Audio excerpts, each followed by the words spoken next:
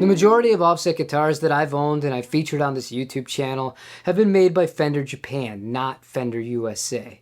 It's not because I don't feel like we can't make awesome guitars here in the United States of America, but it's more the fact that Fender Japan make what I want. They make so many awesome custom colors, limited edition special runs with vintage specs, no pulled punches, just straight up old school design done right with great quality control.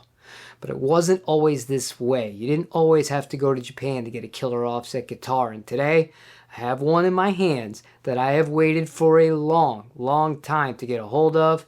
And it is the American Vintage 65 Jaguar from 2014. So in today's video, we're going to be checking this guitar out, and I'm going to be telling you why I believe that that line of American Vintage reissues were the best that Fender USA have ever made.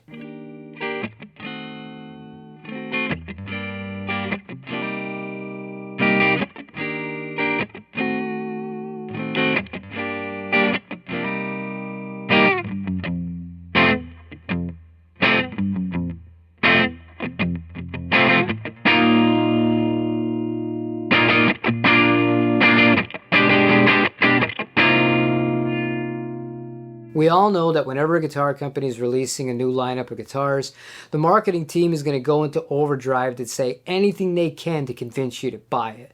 It's the most vintage accurate ever. We use the same finishes that we used to in the 1950s or the 1960s. The pickups are made from the same exact wires. The hardware was made at the same exact workstation by the same exact person. I'm embellishing a little bit, but I'm sure you've seen similar sort of literature when it comes to these new releases, and sometimes the guitars live up to it, other times it really is just a lot of hype. With these guitars, I don't feel like you can look back on it objectively and say there was much hype at all. They were honestly as advertised and fantastic, and they actually had big shoes to fill. The American Vintage 62 reissues that the Jaguar and the Jazzmaster replaced were not bad guitars, but these really were different. The most obvious change is something that can make or break a guitar for some people, and it's something you would notice immediately if you were to play one of these 65s with a 62 back-to-back, and that's the neck. The profile is a little bit different. It's still a C shape, but it's way fuller than what you would find on an American Vintage 62.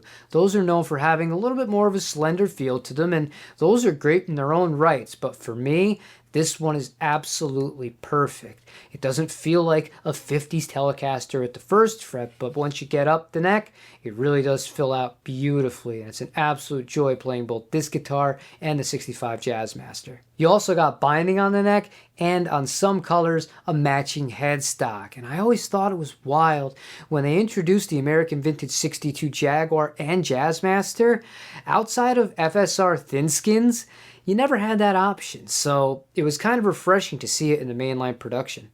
These guitars also came with newly designed pure vintage 65 pickups in both the Jaguar and the Jazzmaster, and they're still available for sale these days. That should tell you everything you need to know. A company like Fender, they're always trying to invent new things, and pickups are stuff that they could easily just pump out a new model year reissue pickup and not think twice about it, and people probably scoop them up. But these are so good that even over a decade after being released, they still sell them. But when it came to the other electronics and the hardware that they used, the formula was already there for them. They didn't go above and beyond to try and fix things. They just wanted to give a proper reissue. So you had a regular rhythm circuit, your 3 sliders with strangle, and 2 1 meg pots for your master volume and controls.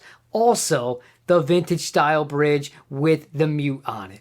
And the last thing that really made these guitars unique compared to what's available now in the American Vintage lineup and what was available before it outside of a few special runs was the actual thinner Nitro Finish. These didn't have the poly base coat on them. These age so much differently than the other American Vintage reissues do because of it. The weather checking on this guitar is absolutely gorgeous, and what I find is, even though this guitar does have a chip in it and my Jazzmaster has been beaten to hell and back, they don't have these almost like eggshell cracks and like kind of really almost unsightly brown underneath them that you would find on some of the older American Vintage guitars and even on the American Original series and some of the American Vintage 2s that I've seen that have had some damage on them.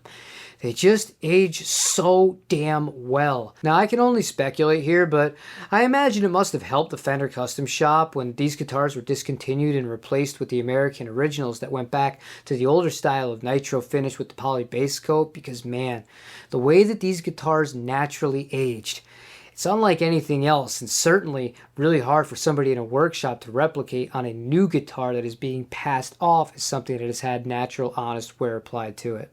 And the final thing I really loved about that lineup of the American Vintage, not just the Jaguar and the Jazzmaster, all of the guitars that I've played, all of them feel like high quality instruments, like the extra effort was put in when they were being made, and all of them balance extremely well regardless of their weight. This guitar is the heaviest Jaguar that I've ever had. This is just under 9 pounds, but it doesn't feel as heavy as other guitars that I've played that have been even lighter than this, including some American Jaguars in the past. It's just something about the total balance just being spot on, and I don't know what they did to achieve this, but man, they nailed it. But that's going to do it for the American Vintage 65 Jaguar and my thoughts on the line as a whole. I hope one day Fender USA go back to making guitars like this. You guys can do it. I know you can. You've done it in the past. It would make a lot of people really happy, myself included. Thank you for watching today's video. Let me know what your thoughts are in the comments down below. If you have one of these or a different Jaguar, or you're trying to find a Jaguar and seeing it's a pretty difficult ask out there on the used market. If you want vintage specs, love to hear from you. Appreciate your time. Have a wonderful rest of your day.